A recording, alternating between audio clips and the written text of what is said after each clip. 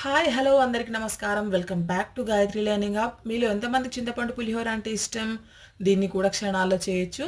So first నూనె కాగిన తర్వాత అందులో పోపు కోసం జీలకర్ర, ఆవాలు, శనగపప్పు, మినప్పప్పు వేసి కాస్త చిటపడాడిన తర్వాత కొన్ని ఎండుమిరపకాయలు, కరివేపాకు, పల్లీలు కూడా వేసుకొని అవి కూడా దూరగా వేగిన తర్వాత కొన్ని పచ్చిమిరపకాయలు కూడా యాడ్ చేసుకొని బాగా కలుపుకోవాలన్నమాట.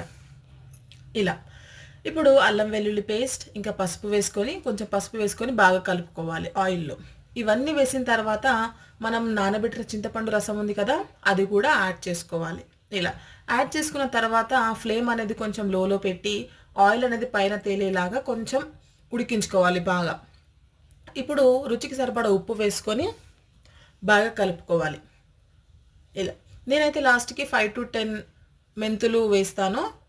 ఎక్కువ వేస్తే చేదవుతుంది అనమాట. వద్దనుకున్న వాళ్ళు స్కిప్ చేసుకోవచ్చు. కొంచెం వేసుకుంటే టేస్ట్ బాగా వస్తుంది. ఇప్పుడు మనం వేడి వేడి అన్నం చేసుకొని పక్కన పెట్టుకున్నాం కదా, అందులో నేను కొంచెం పసుపు వేసుకొని బాగా కలుపుకుంటాను. ఎందుకంటే కలర్ బాగా పట్టుకుంటుంది, టేస్ట్ కూడా చాలా భలేగా వస్తుంది అనమాట. ఇక్కడ తాలింపులో మనం కొంచెం కొత్తిమీర కలుపుకొని స్టవ్ ఆఫ్ చేసుకొని అన్నంలో కలుపుకోవాలి చల్లారిన తర్వాత. నేనైతే చేత్తోనే కలుపుకుంటాను, స్పూన్తో అంత కంఫర్ట్ ఉండదు. చేత్తో కలుపుకుంటే ఏంటంటే బాగా కలుస్తుంది అనమాట. తాలింపు అనేది అన్నానికి మంచి కలుస్తుంది. ఇప్పుడు ఒక బౌల్లో సర్వ్ చేసుకొని తినేయడమే.